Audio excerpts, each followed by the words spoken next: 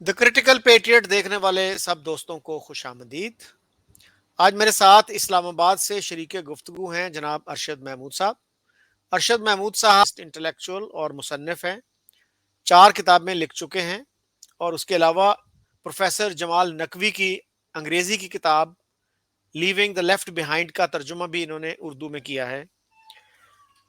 ارشد صاحب، آج میں ڈسکس یہ کرنا چاہ رہا ہوں کہ پاکستان کیوں اتنا پیچھے رہ گیا۔ چھوٹے چھوٹے ملک جو ہم سے بعد جو ہے جنہوں نے اپنا سفر شروع کیا، سنگاپور کو لے لیں، یو اے ای کو لے لیں، ملیشیا کو لے لیں، وہ آج ہم سے آگے ہیں۔ تو کیا وجہ ہے کہ ہم پیچھے رہ گئے اور یہ ملک جو ہیں وہ آگے نکل گئے؟ ایک وقت تھا کہ ہم ان سے آگے تھے، یہاں تک بھی لوگ کہتے ہیں کہ یو اے ای سے لوگ بتیاں دیکھنے کراچی آیا کرتے تھے۔ اب پورا پاکستان جو ہے وہ بتیاں دیکھنے کے لیے یو اے ای جاتا ہے۔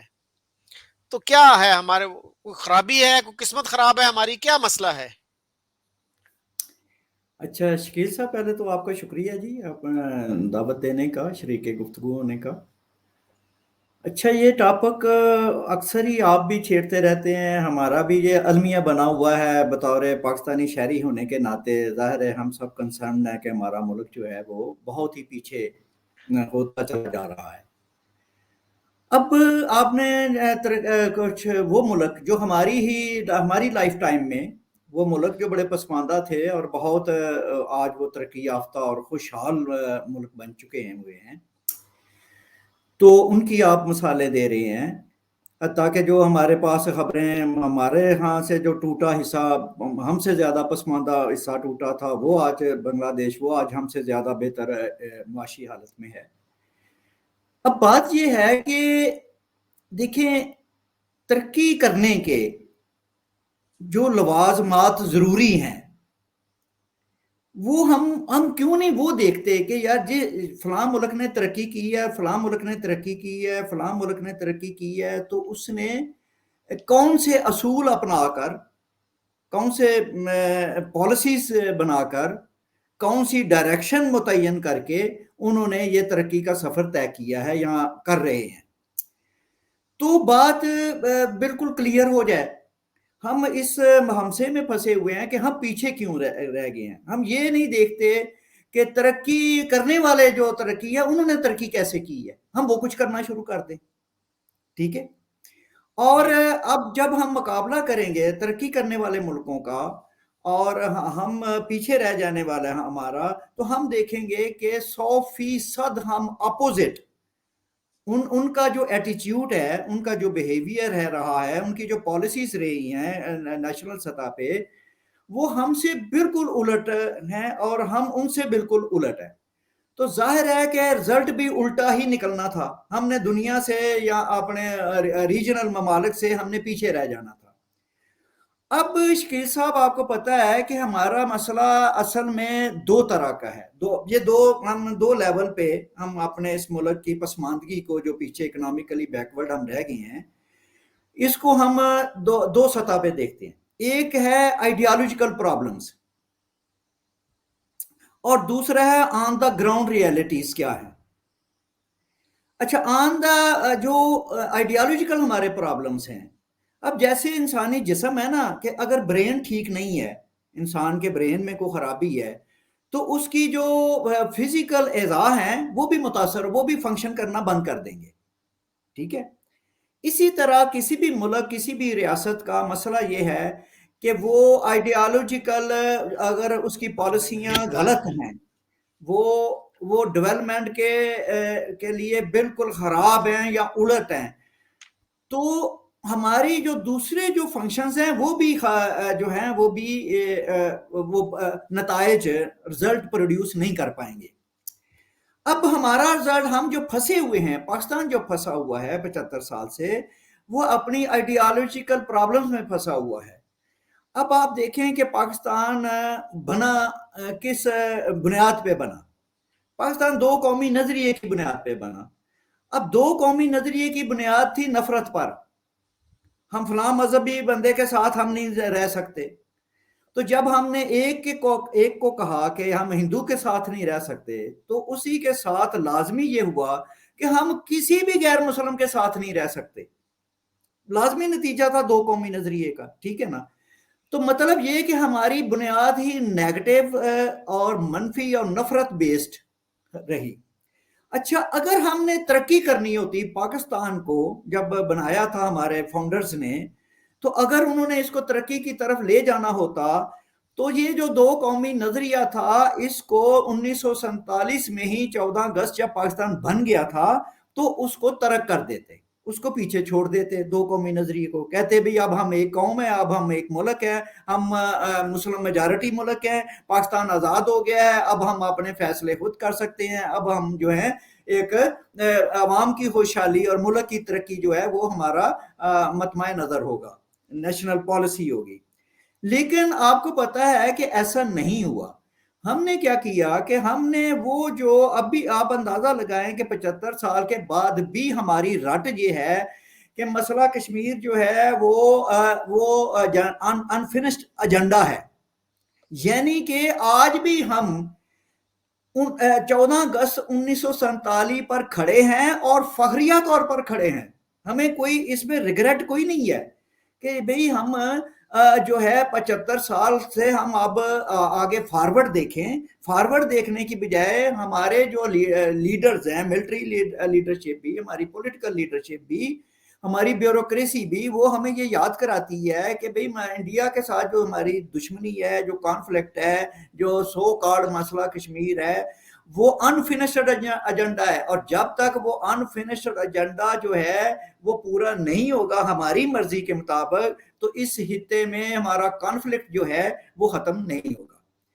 اب آپ اندازہ لگائیں کہ جب اگر کوئی قوم, نیشن, سٹیٹ یا فرد یہ دشمنی کو ابدی شکل دے دے کسی کے ساتھ, اور وہ بھی اپنے ہمسائے کے ساتھ, ہمسایہ بھی ہم سے 10 گنا بڑا, اور اگر آج اس کی ہم اکانومی دیکھیں تو 1000 گنا وہ بڑا ہم سے ہو چکا ہوا ہے, تو بات اس کی جی ڈی پی دیکھیں, اس کے ریزرو دیکھیں, اور آپ نے دیکھ لیں تو پھر پتہ لگائیں کہ انڈیا کدھر جا چکا ہے.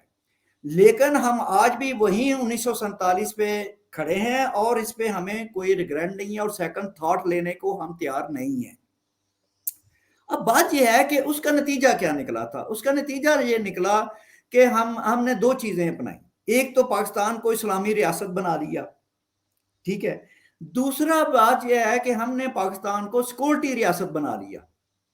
اب یہ دونوں ایک ہی سکے کے دو رخ ہیں, اسلامی ریاست اور سیکورٹی ریاست. ہم نے خود کو اسلام کا ڈیفینڈر بنا دیا دنیا میں, ریجن میں بھی, کہ ہم اسلام کے محافظ ہیں, ہم اسلام کا قلعہ ہیں, اور دنیا میں بھی جہاں کہیں ہم سمجھیں گے کہ اسلام خطرے میں پڑ گیا ہے یا اسلام کے بارے میں کسی نے کوئی بات, کوئی حرکت کر دی ہے, تو سب سے زیادہ اس کے خلاف احتجاج, مظاہرے, ایکشن ہمارا ملک, ہماری قوم لیتی ہے. وہ آپ کو جی ارشد صاحب, سوری فار انٹرپشن, اس سے مجھے یاد آتا ہے کہ ایجپٹ کے بادشاہ تھے فاروق. جی ہم نے اتنا اسلام کیا کہ انہوں نے چڑ کر کہا کہ مجھے ایسے لگتا ہے جیسے اسلام 14 اگست 1947 کو اس دنیا میں آیا تھا.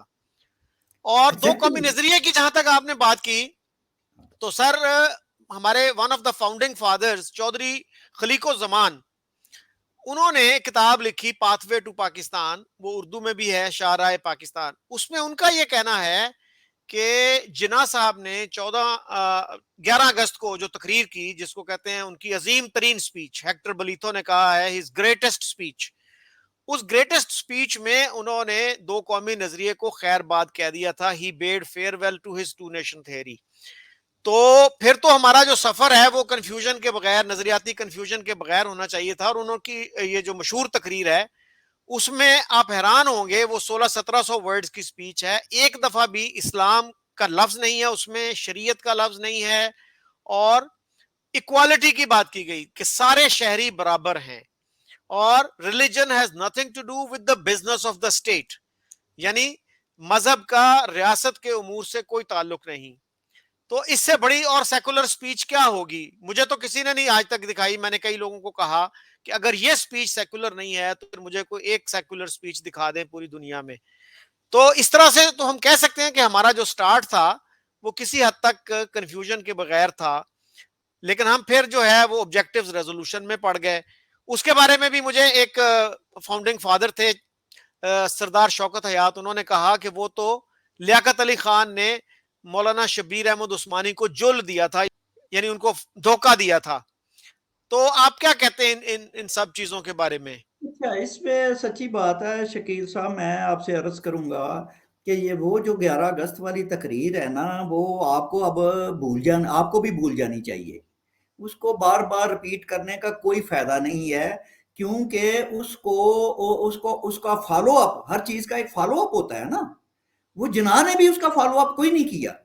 ڈاکٹر اشتیاق احمد صاحب اپنی کتاب میں لکھتے ہیں کہ اس تقریر کے بعد کہتے ہیں نا کہ پیچھے مڑ کے بھی ہمارے قائد اعظم صاحب نے وہ اس کی طرف، اپنی اس تقریر کی طرف نہیں دیکھا. وہ ان کی زندگی میں ہی، ان کے ہوتے ہوئے ہی وہ اس کو زمین کھا گئی تھی اس تقریر کو.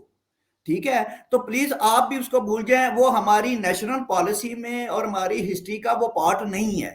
وہ کوئی لمحاتی کوئی ہوتا ہے نا، ایک بندے کا ایک لمحاتی انسان کے آتا ہے ذہن میں، دماغ میں ایک چیز آتی ہے، تو وہ شاید انہوں نے اس کا اظہار کیا، لیکن وہ خود ہی اس کو غلط سمجھ کے وہ بیک آؤٹ کر گئے پریکٹیکلی، اور وہ خود ہی بھول گئے. تو لہٰذا یہ فضول اور بیکار ٹائم ضائع کرنے والی بات ہے کہ ہم اس تقریر کا جو ہے نا ریفرنس دیں، جس کا ہماری نیشنل پالیسی میں اس کا کوئی وجود ہی نہیں ہے.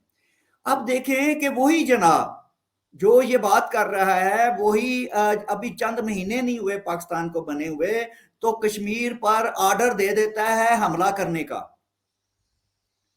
اب اگر وہ چاہتا کہ ایک طرف وہ کہہ چکا تھا کہ انڈیا اور پاکستان کے تعلقات ایسے ہوں گے جیسے امریکہ اور کینیڈا کے ہیں، لیکن دوسری طرف وہ خود ہی جو ہے وہ ایک جنگجوانہ پالیسی کی طرف، بد امنی والی پالیسی کی طرف اور کانفلکٹ والی پالیسی کی طرف وہ چلا گیا. تو اس سے کیا ہوا کہ جناب ہمارا جو تھا نا کہ ہم ڈیولپمنٹ کی طرف جاتے اور اپنے عوام کی خوشحالی کی طرف ہم قدم بڑھاتے اور پاکستان کی تعمیر نو کرتے، تو وہ جو ہے وہ خواب اور یا وہ پروگرام جو ہے وہ کبھی بھی ٹیبل کے اوپر نہیں آیا.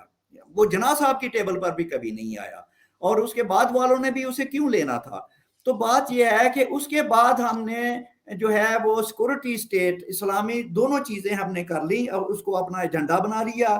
اب آپ کو پتا ہے ہم بڑے فخر سے کہتے ہیں پاکستان از اے سیکورٹی سٹیٹ. اب security state in fact insecure state ہوتی ہے جو ہے نا. اصل میں جب ہم سیکورٹی سٹیٹ کہتے ہیں تو اس کا مطلب یہ ہوتا ہے کہ پاکستان غیر محفوظ ملک ہے، پاکستان اندر تھریٹ ملک ہے، پاکستان کو خطرات ہیں، پاکستان خطرے والا ہے، اس کا وجود خطرے میں ہے. اسی لیے ہماری سٹیٹ سیکورٹی سٹیٹ ہے. وہ جو اس نے ہر وقت بندوقیں اٹھائی ہوئی ہیں، وہ ہر وقت تیار ہے پاکستان کو دشمنوں سے بچانے کے لیے. تو جب یہ معاملہ ہو گیا کہ ہم نے، تو میرے کہنے کا مطلب یہ ہے کہ یہ چیزیں پھر آئیں. پھر آگے ہم نے کیا کیا؟ آگے ترقی کرنے کے لیے سب سے بنیادی چیز ایجوکیشن ہوتی ہے. ٹھیک ہے نا، کوالٹی ایجوکیشن، سائنٹیفک ایجوکیشن، آج کی ماڈرن ایجوکیشن. اب ہم نے کیا کیا؟ ہم نے اس ایجوکیشن کا یوں بیڑا گرک کیا کہ شروع سے ہی اس کے اندر ہم نے پھر جو ہے چند سالوں کے بعد ہی ہم نے اس میں مطالعہ پاکستان بھی ڈالا.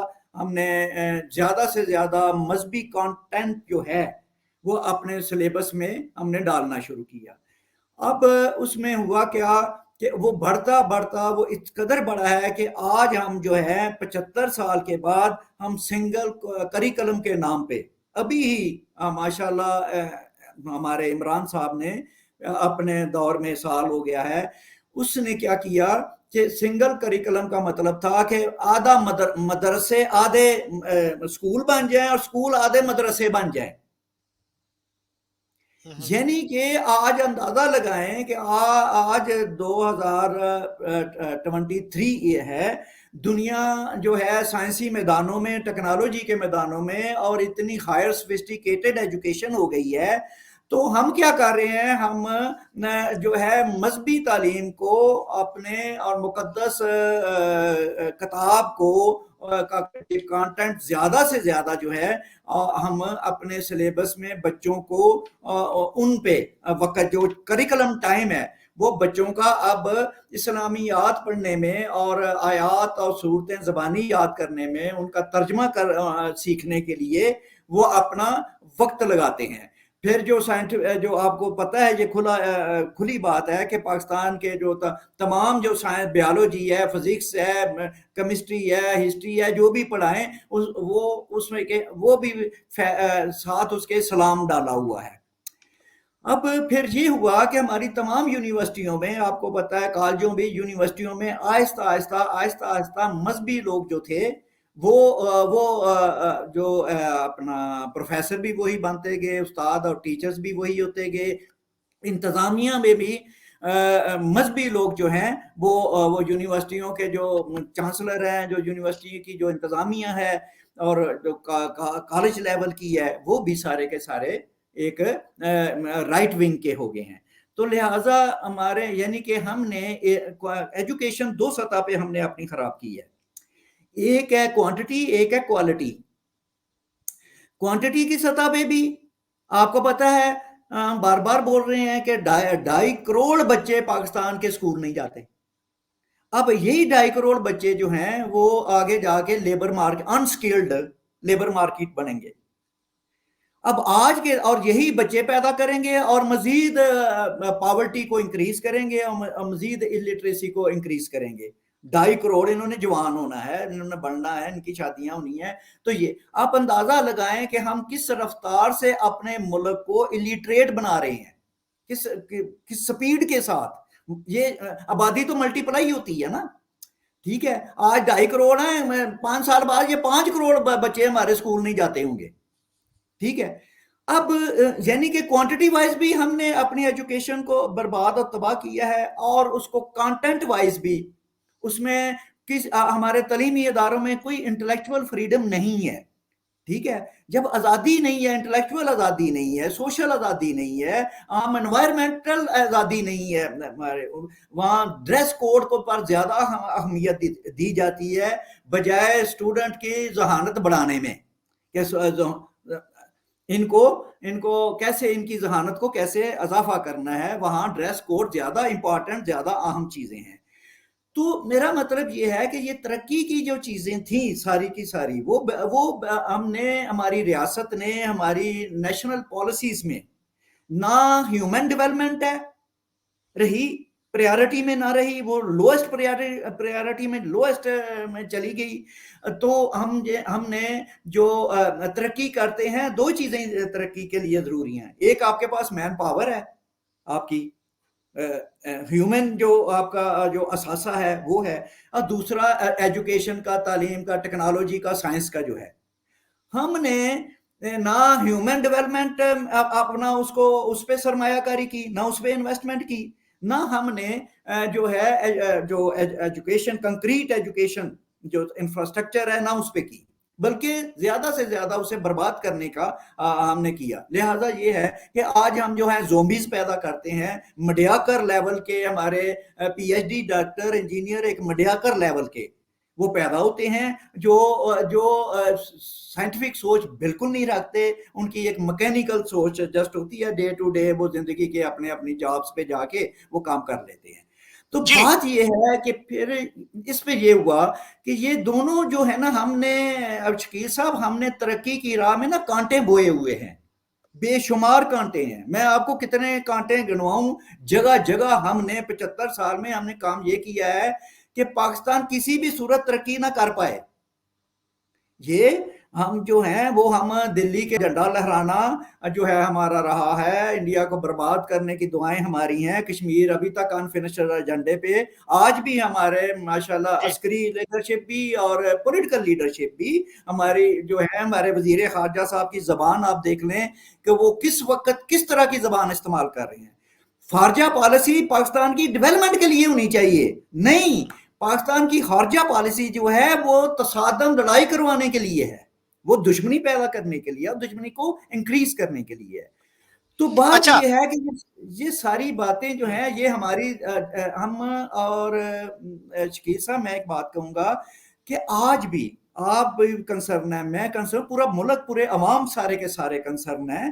पाकिस्तान के बहुत बुरे माशी हालात हो गए हैं, लेकिन आज भी हमारी जो, जिनके हाथों पे हमारी किस्मत है, जो हमारी पॉलिसियां बनाने वाले हैं, जो अथॉरिटी वाली कुर्सियों पर बैठे हुए हैं, वो कतई तौर पे आइडियोलॉजिकली चेंज होने को तैयार नहीं है। अच्छा अर्शद साहब, थोड़ी सी बात मैं कर लूं 11 अगस्त वाली तकरीर की। अब ये जो तकरीर है ना, हमारे जो राइट विंग के इस्लामिक माइंडेड लोग हैं उनके लिए भी एक गले की हड्डी बनी हुई है।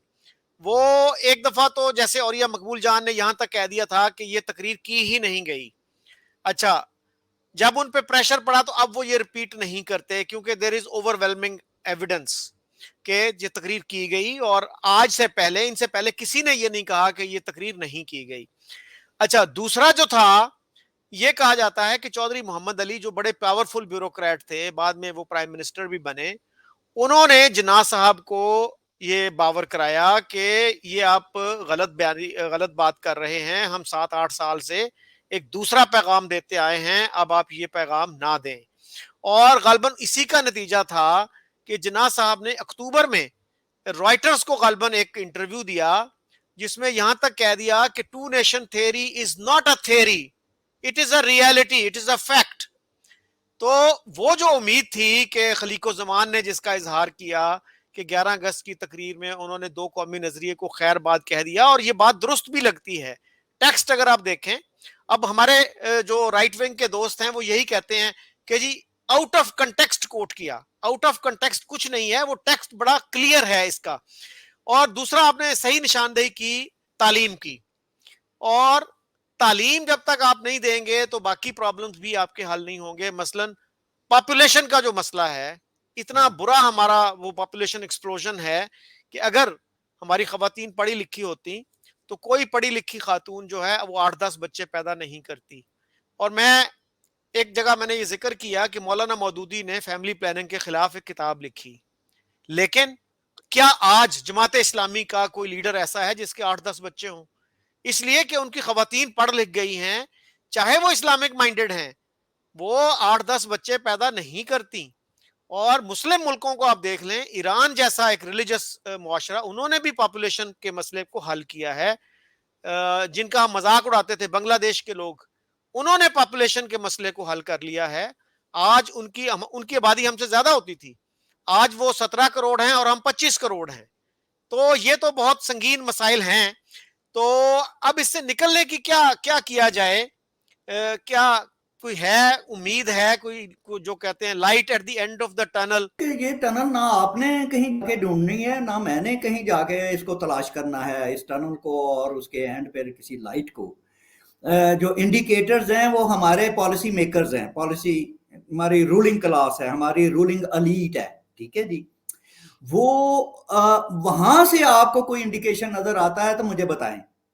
वहां बिल्कुल कोई आज भी वो, उन्होंने अब पाकिस्तान के इतने बुरे हालात और क्राइसिस में आने के, और हम एक भीख मंगे बन गए, बकारी बन गए हैं, उसमें भी आप देखें कि उनका रद्द अमल क्या है, उन्होंने किया क्या, कर क्या रहे हैं, हमारी सिविलियन भी और हमारी अस्करी एस्टेब्लिशमेंट भी। वो कर के रहे हैं कि उन्होंने नए ख्वाब जो है ना देखने शुरू कर दिए हैं। एक सब्ज बाग उन्होंने दिखाने शुरू कर दिए हैं, और खुद को उन्होंने खुश करना शुरू कर दिया है कि पाकिस्तान जल्दी बहुत तरक्की कर जाएगा। अभी फला उन्होंने हमारे चीफ साहब ने भी कहा कि पाकिस्तान जो है ये फला पाकिस्तान के अंदर जो है बड़े मिनरल्स भी हैं, मादनी दौलत है, इतना पाकिस्तान के अंदर हर चीज मौजूद है, हम दोबारा से जो है वो जो है वो एक तरक्की की तरफ चल पड़ेंगे। हमारी पॉलिटिकल लीडरशिप भी यही कह रही है। मैं आपको ये बता रहा हूं कि जब तक हमारा दिमाग जो है, ब्रेन का इलाज नहीं करेंगे, वहां से हम जो है अपनी पॉलिसी को तब्दील नहीं करेंगे, तो ऑन द ग्राउंड रियलिटीज भी चेंज नहीं होंगी। पाकिस्तान देखें, अब वो कहते हैं कि पाकिस्तान तरक्की कर कैसे सकता है। आपके पास कोई बेसिक जो सारी ڈیولپمنٹ کرنے کے لیے. آپ اس سے بالکل اپوزٹ ہیں اور آپ ویسے ہی رہنا. کیا پاپولیشن کے بارے میں کیا کچھ سینسٹیوٹی پائی جاتی ہے؟ ایجوکیشن کو ہم نے برباد کیا ہے, کیا کوئی سینسٹیوٹی ہمارے طاقتور حلقوں میں کیا کوئی ہے؟ کچھ نہیں ہے. تو بات یہ ہے کہ وہی ایڈہاکزم ہے جو 75 سال سے چل رہا ہے. آج بھی ایڈہاکزم ہے کہ ایک رولنگ الیٹ آتی ہے ہمارے اوپر, ٹھیک ہے, وہ چونکہ سرکاری سروس والی ہے, 3 4 5 6 سال ہوتے ہیں سروس کے, وہ آتی ہے, وہ اس ملک کے ساتھ جیسے چاہتے ہیں کھلواڑ کرتے ہیں اس کے سسٹم کے ساتھ, ٹھیک ہے, اور پھر وہ وہاں ظاہر انہوں نے ریٹائر ہونا ہوتا ہے, وہ ریٹائر ہو کے چلے جاتے ہیں, پھر اگلا بیچ آ جاتا ہے, پھر وہ اپنی من مرضی کے مطابق, اپنی خواہشات کے مطابق, جو بھی ان کی سوچ فکر ہوتی ہے اس کے مطابق وہ پھر, اور یہ ساری جو انسٹیبلٹی ہے, پرماننٹ انسٹیبلٹی. آپ کو پتا ہے کہ ہمارے ہاں یہ 75 سال کا, آپ بھی چھوٹے ہوں گے, میں بھی بچہ ہوں گا جب یہ سنتے کہ پاکستان بحران میں ہے, نازک دور سے گزر رہا ہے. اب یہ ہم نے ایک مذاق بنا لی ہے, لیکن یہ مذاق نہیں, یہ رونے کی بات ہے. لیکن کیا ہمارے حکمرانوں نے ذرا بر بھی یہ ان کو آیا ہے کہ یار یہ ہم نے کیا تماشا لگایا ہوا ہے نازک دور والا؟ پاکستان نازک دور سے ایک سٹیبل دور میں کیوں نہیں جاتا؟ اور آپ کو پتا ہے کہ سٹیبل دور میں جائے کہاں. اب میں تیسری چیز کی طرف آتا ہوں, جو ریزن ہے جو پاکستان کی اکنامک بربادی کی, وہ یہ ہے کہ پولیٹیکل سٹیبلٹی کبھی نہیں رہی, پولیٹیکل کنٹینیوٹی کبھی نہیں رہی. وہ آپ کو پتا ہے کہ جو حال ہے آج تک بھی 75 ایئر 2023 تک بھی کسی ایک وزیر اعظم نے اپنا ٹائم پورا نہیں کیا, حتیٰ کہ لاڈلے ترین نے بھی نہیں کیا, اس کو بھی وہ بھی نہیں کر سکا. تو بھائی جس ملک میں آج بھی اسی طرح ہو جیسے وہ 50s میں تھا نا, پاکستان بننے کے بعد وہ انڈیا والے کہتے تھے کہ ہم اتنی دیر میں ہم اپنی دھوتیاں نہیں بدلتے جتنی دیر میں پاکستان کا وزیر اعظم بدل جاتا ہے. تو آج بھی فرق آج بھی اتنا ہی پڑا ہے کہ وہ دھوتی بدلنے تک تو چلو, اس سے زیادہ یہ ہو گیا 2 3 4 سال میکسیمم ہوتے ہیں, تو رہنے تو کسی کو نہیں دیا جاتا. اور پھر اس کے بعد بالکل اپوزٹ ایک سکیم آف تھنگس لائی جاتی ہیں ملک کو چلانے کے لیے. تو اگلی چیز جو ہماری پولیٹیکل انسٹیبلٹی ہے, جو مسلسل ہے, اس نے ہماری اکانومی کو ڈیمیج کیا ہے, ہماری ترقی کو اس نے ڈیمیج کیا ہے. پاکستان آگے کیوں نہیں بڑھ رہا؟ اس لیے نہیں بڑھ رہا کہ پولیٹیکل ڈیموکریٹک جو سسٹم ہے وہ چلنے نہیں دیا جاتا. ٹھیک ہے, اچھا ہے برا ہے بھائی چلنے دیتے 5 سال 10 سال 20 سال جو ہے, تو آج ہم ایک ڈیفرنٹ شکل میں ہوتے. کبھی دنیا میں آپ نے دیکھا ہے کہ دنیا کی کوئی اسٹیبلشمنٹ جو ہے اپنے ملک کے دارالحکومت میں 154 دنوں کا دھرنا کروائے؟ اپنے ملک میں اسٹیبلشمنٹ خود ہی دھرنا کروا دے. تو مطلب کہ بات یہ ہے کہ ایسی چیزیں بھئی دنیا اگر ترقی کرنی ہے نا پھر سچی بات ہے کہ سچی بات ہے ہمیں اپنے آپ کو برین واش کرنا ہوگا, اپنے آپ کو ہمیں انسان بنانا ہوگا. دنیا کے ترقی یافتہ ملکوں کو, مسلمانوں کو ہی, آپ نے یو ای کی مثال دی ہے, ابھی اب سعودیہ دیکھ لیں وہ بدل گیا ہے, ترکی ہے, ملائیشیا ہے, انڈونیشیا ہے, بنگلہ دیش ہے, اپنے مسلمان ملکوں کو دیکھ لیں کہ بھی وہ انہوں نے ترقی کو کیسے سٹارٹ کیا ہے. اب دیکھیں کہ یو ای جو ہے عرب قبائلی ڈیزرٹ ہمارے ہوتے ہوئے وہ جو ہے ڈیزرٹ میں سے نکل کے کیا اس نے صرف کہ بھئی مذہب کو نا زندگی کے معاملات میں, سٹیٹ کے معاملات میں, قوانین کے معاملات میں مذہب کو آگے نہیں آنے دیا. مذہب ساتھ ہے, وہ مسلمان ہے, پریکٹسنگ مسلمان ہے, ہم سے زیادہ نمازیں وہ پڑھتے ہیں, یو اے ای کے جو نیشنلز ہیں, وطنی ہیں, ہم سے زیادہ وہ باقاعدہ ریگولر ہیں. لیکن آپ دیکھیں کہ زندگی کے بارے میں جب کوئی مسئلہ ہے, ڈیولپمنٹ کا, ترقی کا, مادی خوشحالی کا, وہاں اسلام آگے کوئی نہیں آتا, وہاں اس کو نہیں لایا جاتا. بات یہ سیدھی سی بات ہے کہ ہمیں سب سے پہلے جو ہے نا یہ اپنے مذہب کو اپنے پرسنل افیئر بنانا ہوگا. اس سے تھوڑا سا اس پہ جو ہم نے اتنا اس کو چڑھا لیا ہے, اس کو تھوڑا سا کام کرنا پڑے گا.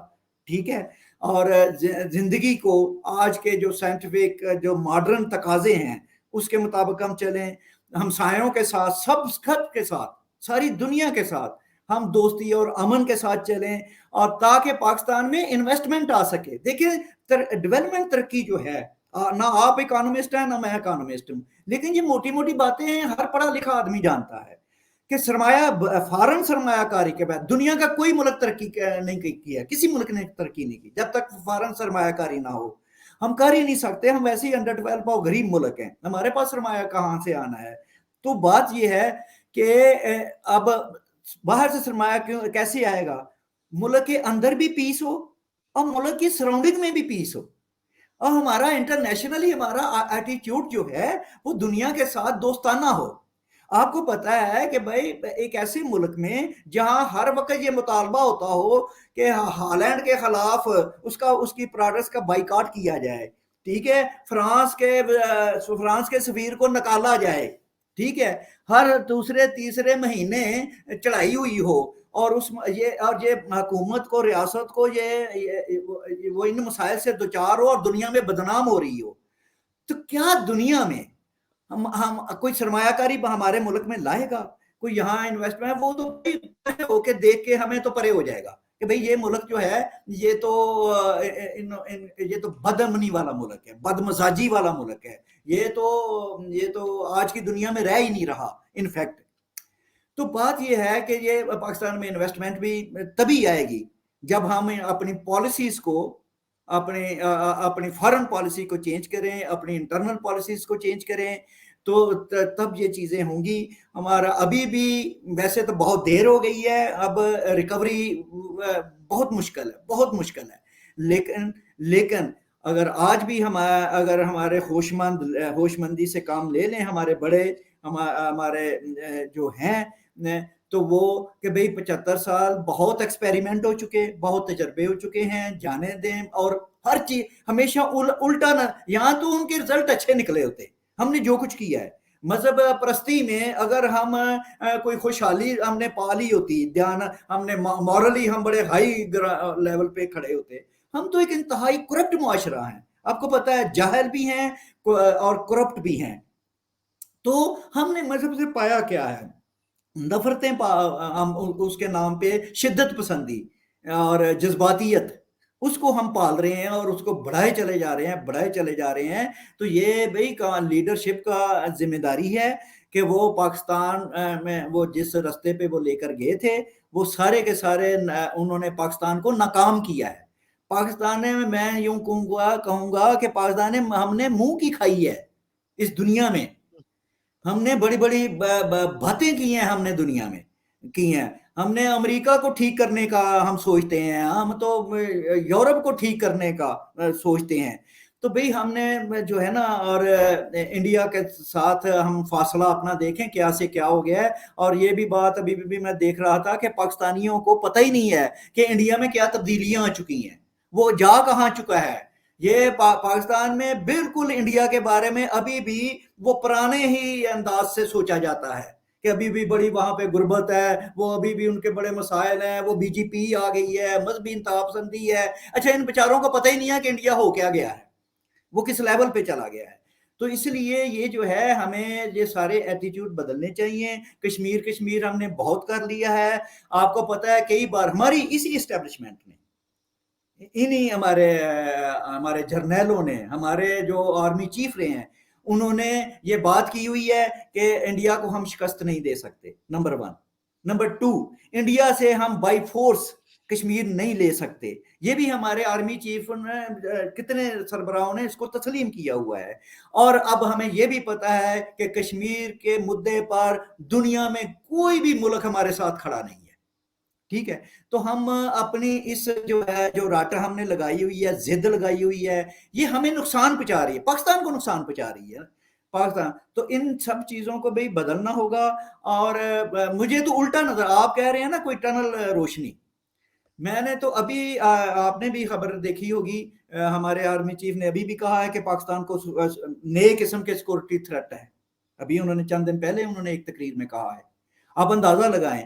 پھر ابھی میں نے دیکھا کہ اسحاق ڈار کی تصویر ہے ہمارے ایئر چیف کے ساتھ، اور آپ کو پتا ہے کہ وہ جو ایک مبہم سا لفظ ہوتے ہیں، ہمارے وزیر خزانہ نے یقین دہانی کرائی ہے ایئر چیف صاحب کو کہ جو ہے جتنا بھی ضرورتیں ہوں گی وہ ہم فائنانشلی پوری کریں گے. ٹھیک ہے. تو مطلب یہ ہے کہ ابھی بھی ہم پرانے ٹریک پر ہیں. ٹھیک ہے. پاکستان کا دفاع جو ہے وہ اکنامکلی کریں پلیز. ترقی سے خوشحالی سے پاکستان مضبوط ہوگا. پاکستان کی سرحدیں خوشحالی سے، ایجوکیشن سے، تعلیم سے، سیولائزیشن سے پاکستان کا ڈیفنس ہوگا. پاکستان کا ڈیفنس نیگیٹو رہ کے اور یہ ساری یہ جو کچھ ہم کر رہے ہیں اس سے تو پاکستان کا ڈیفنس نہ پہلے ہوا ہے نہ آج ہونے والا ہے. اور اکنامک ڈیولپمنٹ کے بغیر، عوام کی خوشحالی کے بغیر، ان کی ترقی کے بغیر جو ہے وہ کون سا ڈیفنس ہے؟ اور اس ڈیفنس کا مطلب کیا رہ جاتے ہیں کہ آج آپ جو ہیں ہم اپنی جو آرمی ہے شاید ان کو بھی بجٹ کے پرابلمز ہوئے ہوں گے. ظاہر ہے جب سارے ملک کی کرنسی ڈاؤن ہوئی ہے تو ان کی بھی ریئل بجٹ ہمارا وہاں بھی ڈاؤن ہوا ہے. تو مطلب یہ ہے کہ بھئی یہ ان کا یہ ہر طرح سے انہیں بدلنا ہوگا اور لیکن جی کوئی بدل نہیں رہا.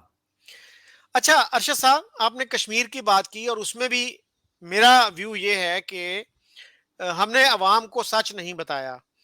اس کی جی وجہ جی سے ساری حکومتیں جو ہیں وہ کشمیر کے ایشو پہ کوئی بھی کمپرومائز کرتے ہوئے، گیو اینڈ ٹیک کرتے ہوئے گھبراتی ہیں کہ جی ہمارا تختہ الٹا جائے گا، ہمیں غدار کہا جائے گا. اور یہی ہوا پچھلے دور میں بھی. ایک امید کی کرن نظر آئی تھی. جنرل قمر باجوہ نے اور فیض حمید نے، لیفٹیننٹ جنرل جی جی فیض حمید نے کوشش کی تھی انڈیا کے ساتھ بیک ڈور، بیک چینل پہ کافی انہوں نے پروگرس کی اور اس پہ اگریمنٹ ہو گیا تھا ان کا کہ پرائم منسٹر مودی آئیں گے پاکستان اور سپورٹس کے اور ٹریڈ کے ریلیشنز جو ہیں ان کو بحال کرنے کا اعلان کریں گے اور کشمیر کے ایشو کو 20 سال کے لیے فریز کر دیا جائے گا. تو خبریں یہ ہیں کہ شاہ محمود قریشی صاحب جو ہیں انہوں نے عمران خان کے کان بھرے اور کہا کہ اس طرح تو ہم غدار کہلائیں گے، ہمیں کوئی ووٹ نہیں دے گا. تو یہ بھی ایک ہمارے ہاں ہوا ہے کہ پہلے ہم یہی کہتے تھے کہ سویلینز جو ہیں وہ اچھے تعلقات چاہتے ہیں اور ملٹری اسٹیبلشمنٹ نہیں اچھے تعلقات چاہتی. تو یہ بھی ہم نے دیکھا کہ ملٹری چاہ رہی تھی. It was a golden opportunity after so many years. لیکن ہماری سویلین لیڈرشپ جو ہے، عمران خان سے پوچھا بھی گیا تھا پچھلے ایک انٹرویو میں تو انہوں نے یہی کہا کہ جی وہ کشمیر کے مسئلے کو ہم نہیں بھول سکتے، ہیومن رائٹس کی جو وہاں سچویشن ہے اس کو نہیں بھول سکتے. اس میں ارشد صاحب یہ بھی تو ایک کوسچن آتا ہے نا کہ ہیومن رائٹس کی جو سچویشن ہے وہاں پہ، کیا وہاں جب ملیٹنٹ موومنٹ شروع ہوئی 1989 میں، اس سے پہلے کیا ہیومن رائٹس وائلیشن تھیں وہاں پہ؟ ہمارے ایک دوست ہیں ارشاد محمود، ہی ہمسیلف از اے کشمیری. وہ ایک دفعہ کشمیر گئے تھے سجاد لون کی شادی میں. تو وہ جب واپس آئے تو وہ بہت ہی مایوس اور بڑے بڑے ڈسٹرب تھے کہ ملیٹنسی نے کشمیری معاشرے کو بہت نقصان پہنچایا ہے. لیکن ہم اس طرح کی جو چیزیں ہیں وہ عوام تک نہیں پہنچنے دیتے اور ان کو اسی جو ہے نا پمبڑ پوسے میں ہی رکھنا چاہتے ہیں کہ کوئی کلیئرٹی نہ ہو اور ہم کشمیر کشمیر کرتے رہیں. اور اصل اس پہ میں سر میں ایک اور بات کروں کہ جوناگڑھ کی ایکسیشن ہم نے قبول کی اور یہ سپٹمبر میں ہو گئی تھی، سپٹمبر 47 میں. اور کشمیر کے جو بڑے بڑے چیمپئنز ہیں ان سے میں نے کئی دفعہ پوچھا کہ بھئی پھر آپ نے جوناگڑھ کی کس لاجک کے تحت جوناگڑھ کی ایکسیشن قبول کی؟ کشمیر پہ اگر آپ کا کیس یہ ہے کہ بھئی مسلم میجورٹی ایریا ہے اور پاکستان کے ساتھ کنٹیگوس ہے، تو یہ دونوں چیزیں جوناگڑھ میں نہیں تھی. نہ تو وہ کنٹیگوس تھا پاکستان کے ساتھ اور نہ وہاں کی میجورٹی مسلمان تھی. اور ستم ظریفی یہ ہے کہ پاکستان جوناگڑھ کا کیس لے کے یو این میں گیا اور انڈیا کشمیر کا کیس یو این میں لے کے گیا. تو فطری طور پر تو یہ ہونا چاہیے کہ پاکستان جوناگڑھ کا مسئلہ کشمیر میں ریز کرے اور انڈیا کشمیر کا مسئلہ ریز کرے یا نہ کرے. تو ہم جوناگڑھ کا مسئلہ کیوں نہیں ریز کرتے؟ کبھی کبھی یہاں اسلام آباد میں بھی سیمینار ہوتا ہے اور ہم اس میں کہتے ہیں کہ جی وہ جو ایکسیشن کی ڈاکیومنٹ تھی بڑی مقدس ڈاکیومنٹ تھی. ہمارے جو سردار مسعود صاحب ہیں جو اے جے کے پریزیڈنٹ رہے، وہ آج کل امریکہ میں ایمبیسڈر ہیں، انہوں نے یہ کہا کہ جی جوناگڑھ کی جو ایکسیشن کی ڈاکیومنٹ ہے وہ بڑی سیکرڈ ہے کیونکہ اس پہ قائد اعظم محمد علی جناح کے دستخط ہیں. تو ہم دونوں طرح سے وہ کرنا چاہ رہے ہیں. We want to have it both ways. یہ کیا کنٹراڈکشن ہے؟ یہ خود فریبی ہے، ہم نے اپنے آپ کو ایک فریب دیا ہوا ہے.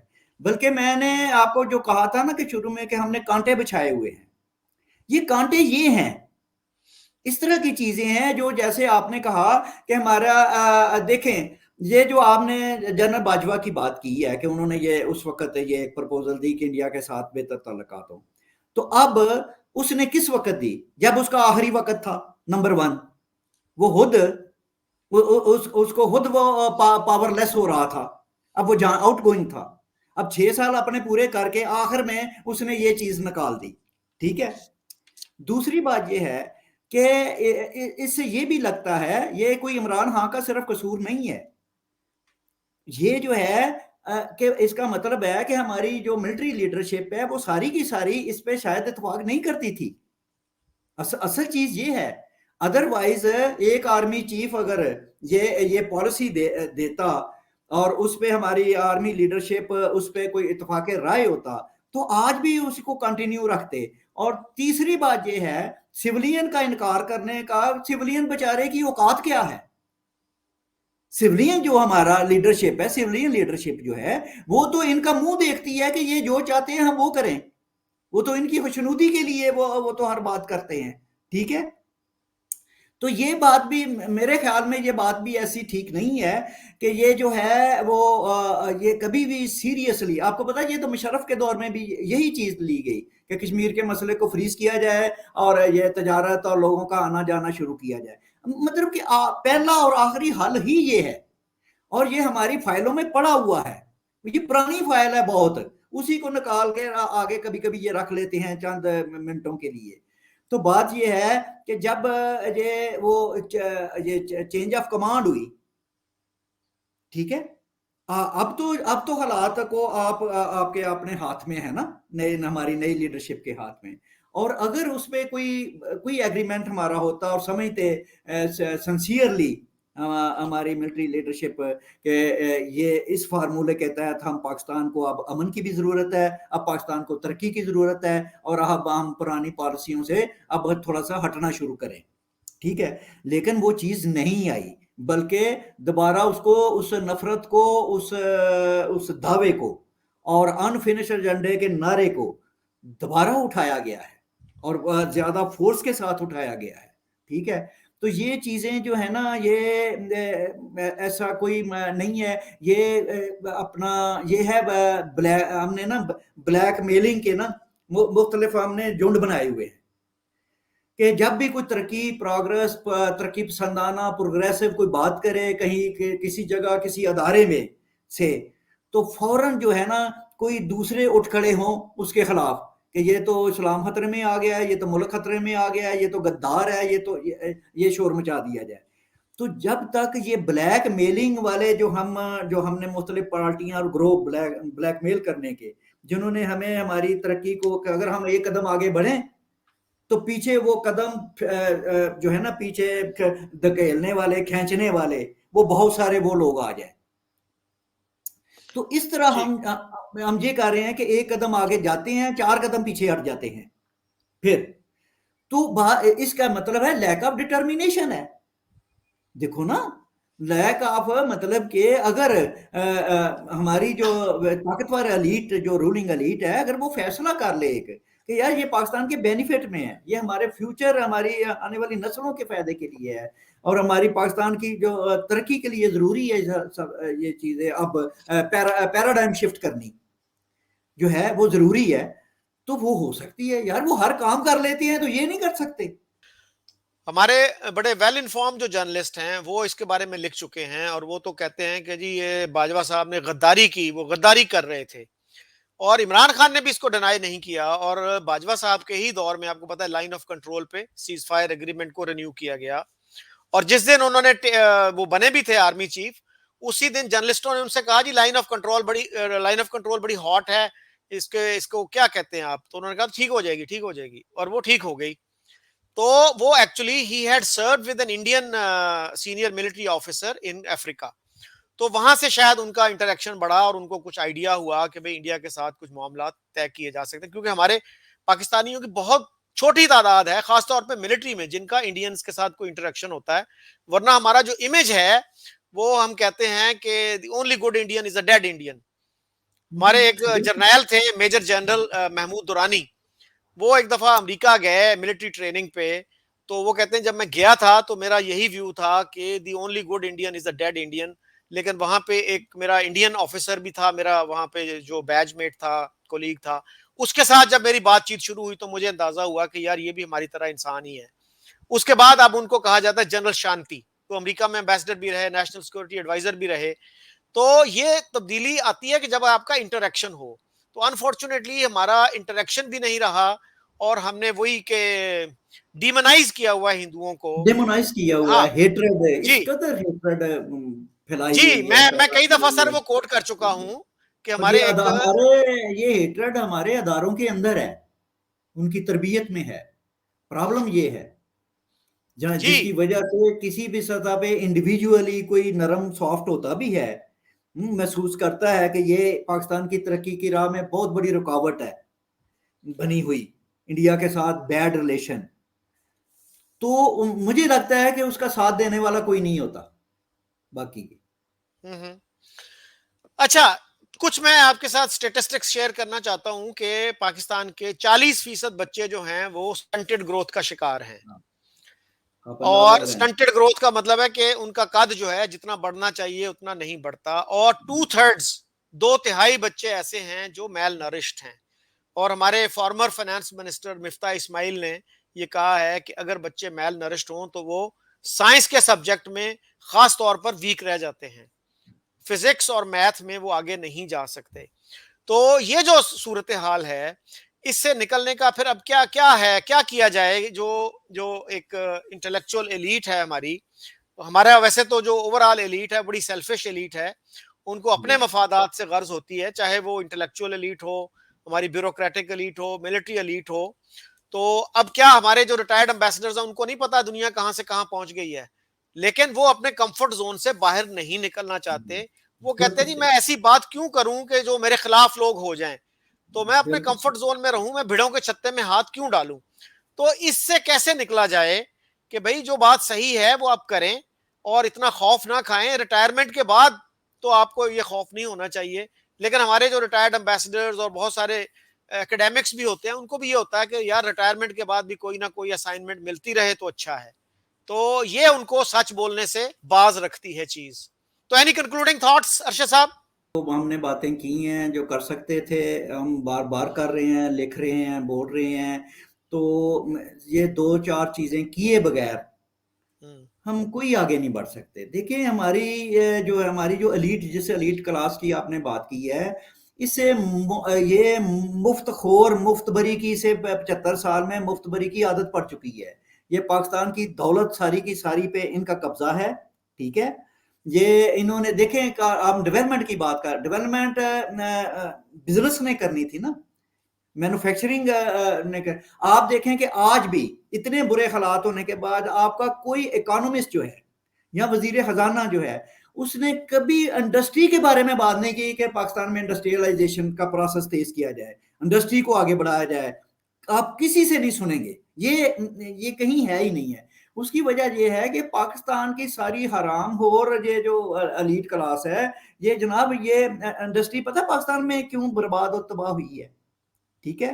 وہ اس لیے ہوئی, ریئل اسٹیٹ پیرالل ایک ریئل اسٹیٹ بزنس بنا دیا گیا بہت بڑا, کہ بھائی آپ کو کارخانے لگانے کی کیا ضرورت ہے, آپ لیبر ہائر کریں, آپ مشینیں لگائیں, آپ را مٹیریل لیں, کتنا سیاپا ہے, ٹھیک ہے.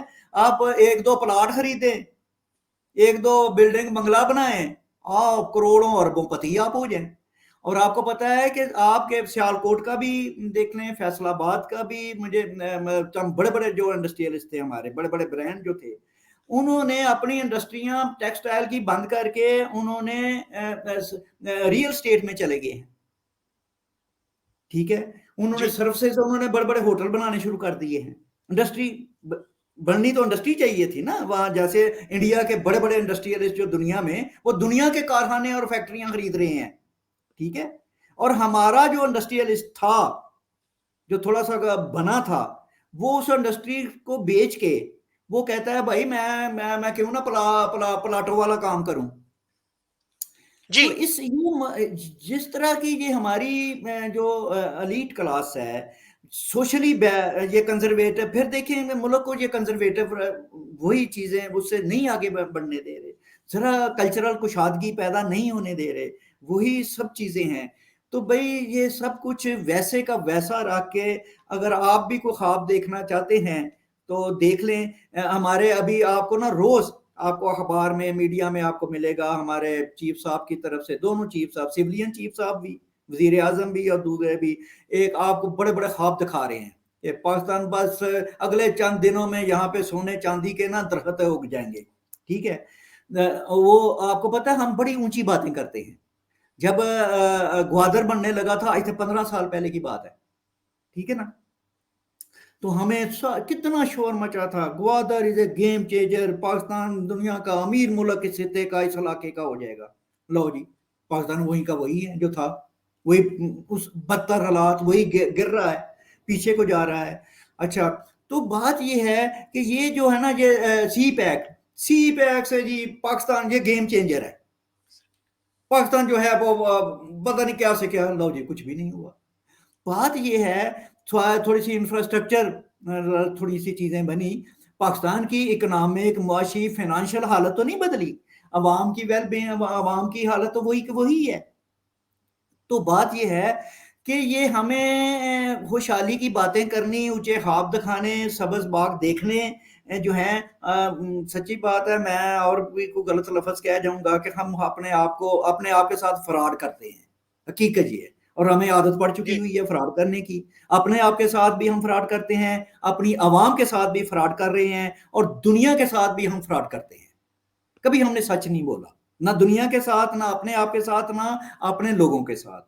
तो भाई मुझे तो कोई उम्मीद नहीं है, बल्कि कहाँ से उम्मीद लाई जाए? आप बताएं, आप भी तो जी पाकिस्तानी हैं, आप भी तो इधर रहते हैं। जी अर्शद साहब, बात यही है कि अनफॉर्चुनेटली हमारी सबसे बड़ी इकोनॉमिक एक्टिविटी जो है ना वो प्लॉट्स की सेल और परचेज रह गई है।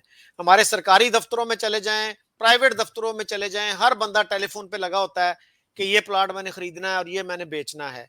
और हमने ये रियलाइज नहीं किया कि इसमें कोई प्रोडक्टिविटी नहीं है, हमें प्रोडक्टिव प्रोसेस की जरूरत थी, इसीलिए हमारी एक्सपोर्ट्स नहीं बढ़ रही। एक प्लॉट आज आपने अगर 50 लाख का खरीदा, वो कल को 60 का हो जाए, परसों 70 का हो जाए, फिर 80 का हो जाए, उससे कोई प्रोडक्टिविटी नहीं होगी, मुल्क को उसका कोई फायदा नहीं है। ये चीज हमें समझ नहीं आती, और हमने ब्यूरोक्रेटिक हर्डल्स भी इतनी कायम की हुई हैं कि लोग फैक्ट्री लगाने से डरते हैं कि यस, एक तो ट्रेड यूनियन के मसाइल आएंगे, ये मसाइल आएंगे, और दूसरा जो है गवर्नमेंट के जो डिपार्टमेंट्स हैं वो जनाब एक से बड़ी रुकावट खड़ी करते हैं। वो कहते हैं जी हमारी जेब गर्म करो, उसके बाद फिर इंडस्ट्री लगाना। तो इस तरह के मसाइल तो हैं। Let's keep discussing these issues. तो उम्मीद है कि कोई कहीं ना कहीं कोई कोई इसको तवज्जो दे और हम इस भंवर से निकल सकें। सो थैंक यू बिल्कुल। वेरी मच अर्शद साहब। ओके, बहुत शुक्रिया।